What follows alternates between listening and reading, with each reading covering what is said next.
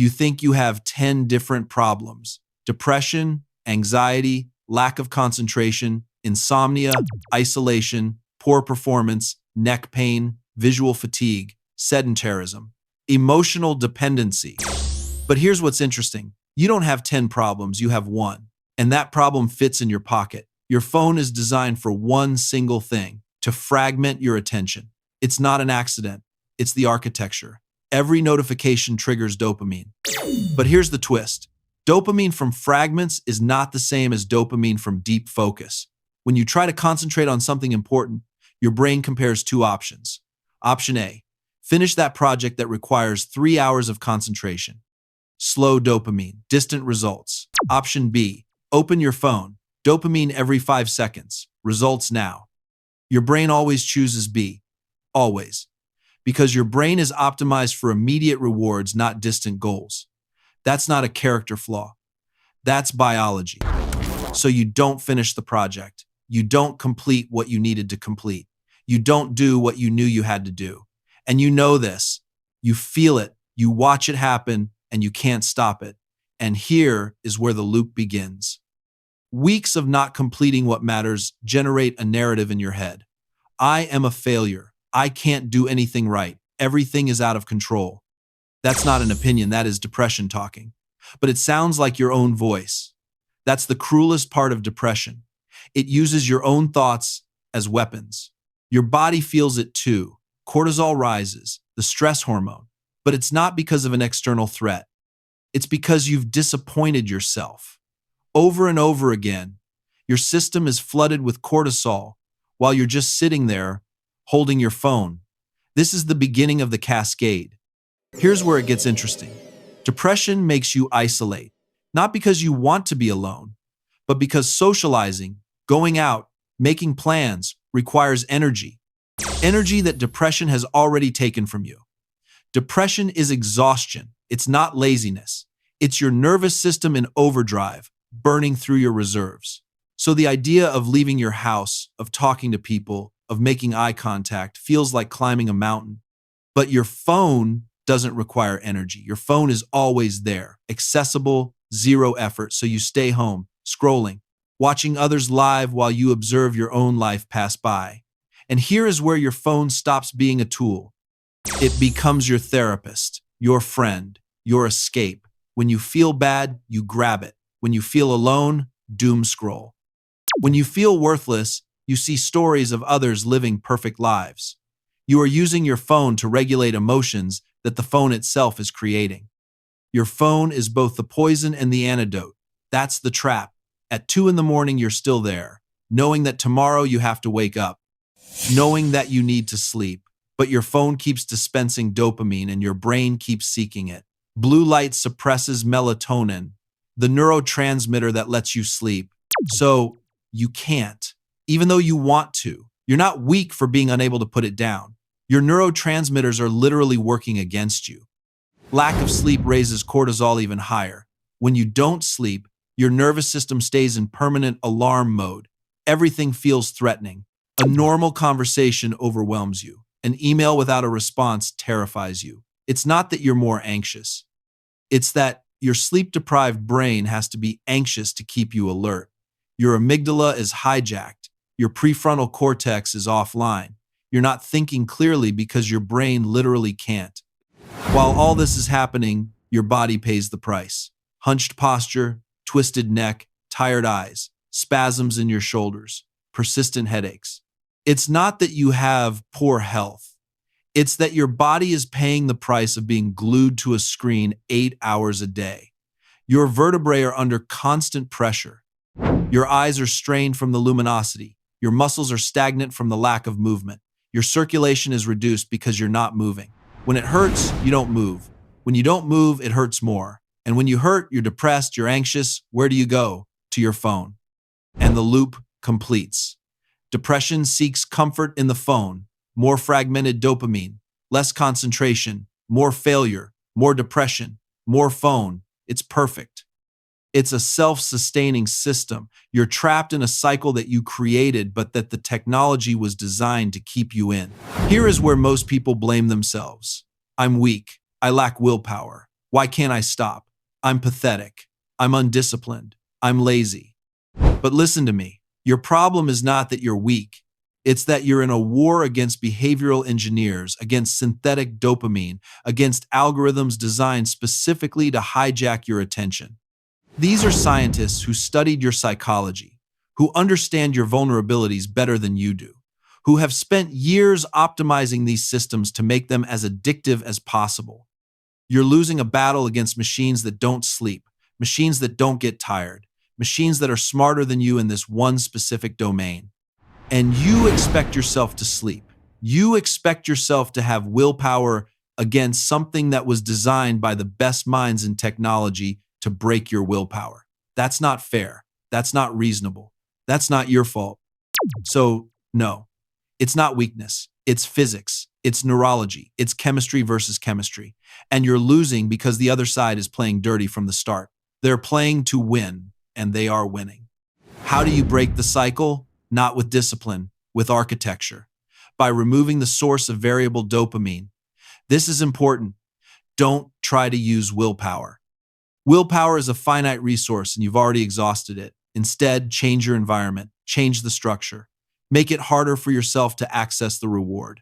First, grayscale on your phone instantly reduces dopamine.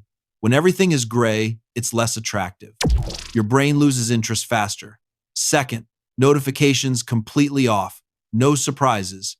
No variable reinforcement. Turn it all off. Every single notification. Yes, all of them. Because your brain is trained to respond to unpredictability, and notifications are unpredictable. Third, time limit apps. When time runs out, access ends. Use the built-in tools. Let the technology police itself. But the most effective option is nuclear. Delete social media apps from your phone completely. Not just the apps, not just logging out. Delete them. If you need to access them, do it from a computer. On a desktop, the extra friction is enough to break the pattern. Your brain seeks the path of least resistance. If social media requires opening a computer and logging in, your brain will often decide it's too much effort. That friction is your friend. You will notice in 48 hours that your anxiety drops, in 1 week that your concentration returns, in 2 weeks that depression begins to ease. In a month, you'll start remembering what boredom feels like. And boredom is where creativity lives. Boredom is where your mind actually works. You've taught your brain that this is how you regulate your emotions. You've built neural pathways. You've created habits. Breaking them takes time. The irony is this. While you consume this content, you're probably doing it on your phone, and in 5 minutes when this ends, you'll go back to the same thing. The loop is patient. It only needs you to drop your guard once. It's waiting. It's always waiting, because you've taught your brain that this is how you regulate your emotions. Your phone is both the poison and the antidote. That's the trap. But here is the truth that nobody says out loud. Everything that's wrong in your life right now is probably connected to that device. The depression, the anxiety, the insomnia, the isolation, they are not 10 problems, they are symptoms of one. And that symptom is waiting for you to keep choosing it. It's not a force external that controls you completely. It's a tool that you choose to use. Breaking them takes time. The chemistry doesn't change overnight. But you have the power. You have the choice. Every single day, every single hour, you can choose differently. You're not broken. You're not weak. You're not pathetic.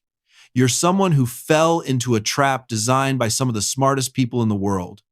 And you took the first step by watching this, by understanding what's happening. Understanding is the beginning of change.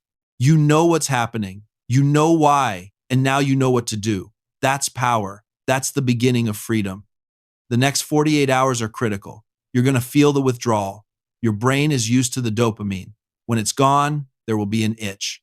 An itch that will tell you to just check your messages, just scroll for a minute, just one notification, just one. It's going to lie.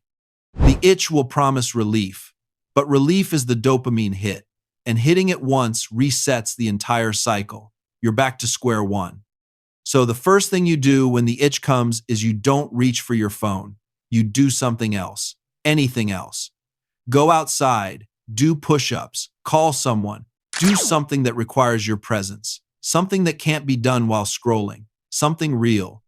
Real dopamine from real activity feels different than synthetic dopamine from a screen. Your body knows the difference. Your brain will adjust. The new dopamine pathways are being built. It takes time, but it works. Your anxiety will drop. Your ability to focus will return. Your sleep will improve, but not overnight. Don't expect miracles in the first week, but expect change. And then, after 30 days, something magical happens. You remember who you were before the phone. You remember what you're capable of. You'll sleep 8 hours straight without your phone glowing at your face. You'll finish a book. You'll have a conversation that lasts more than 5 minutes. You'll be at dinner and not pull out your phone. You'll feel present. You'll feel alive. This is what freedom feels like. But first, you have to make the choice. You have to decide that your life is worth more than the dopamine hit. You have to believe that you can do this. So here's what I want you to do. In the next 5 minutes, I want you to delete the apps. Not later today, not tomorrow, now. Because if you close this video and scroll, your brain is going to fight you. Your brain is going to try to convince you that you need it, that you can't live without it, that your boss needs you to respond instantly to messages, that if you miss one notification, catastrophe will happen. All of it is a lie. You need your phone like a heroin addict needs heroin, which is to say, you don't need it. You need to break the addiction. The first week is going to be hard. The first 7 days, you're going to want to reinstall the apps. You're going to feel like you're missing out. You're going to feel anxious. But here's the thing. Everyone who has successfully quit has told me the same thing. They said, I wish I had done it sooner. I wish I had known how much my life would improve. They regretted every year they lost, every moment they could have been creating, connecting, sleeping, growing. But the ones who did it, they got those moments back. You're not quitting your phone. You're reclaiming your life. You're choosing yourself over the algorithm. You're choosing freedom. This is your life, not the algorithm's life, not some engineer's optimization game. Your life. And you get to decide what you do with it. And when the itch comes, and it will, remember this feeling, this moment where you decided you were worth more than a dopamine hit. Remember that this is a war against behavioral engineers. This is a war against synthetic dopamine. You're not weak for struggling. You're human. You're human against machines. You should be struggling. That's proof that you understand what you're up against. So delete the apps, all of them, right now. Not after you finish watching, right now. Because your brain is going to convince you that you can wait. Your brain is going to say, I can handle this. I'm different. I can scroll responsibly. That's the addiction talking. That's the trap adapting. Don't listen to it. You are not different. You are human.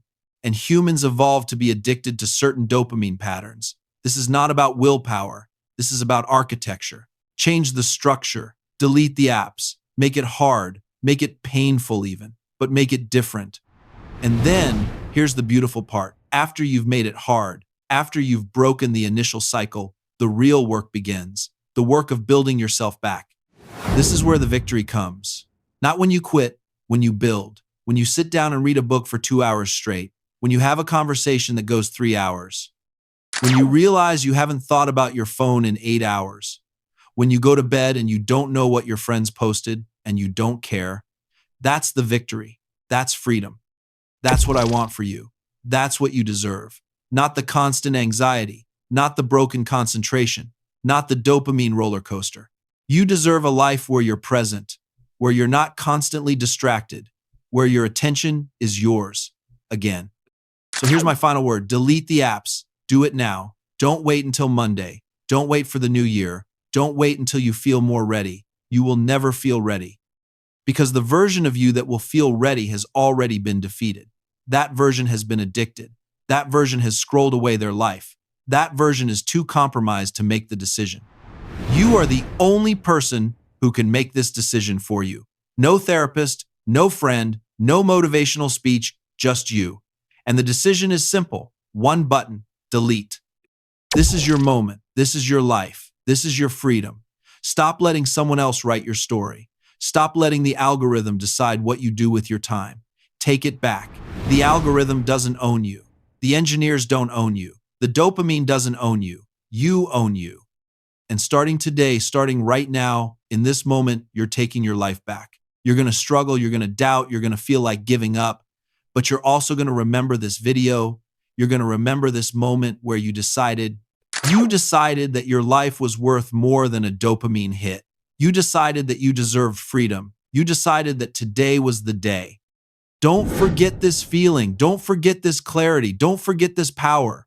Because when the itch comes, you're going to need to remember that you felt this. You felt powerful. You felt clear. You felt like you could do this. That feeling is real. That feeling is you. Hold on to it. Because here's the secret that nobody tells you. The version of you without the phone is so much better. The version of you without the phone is who you actually are. So take it back. Take your attention back. Take your time back. Take your mind back. Take yourself back. In 5 minutes, you're going to close this video.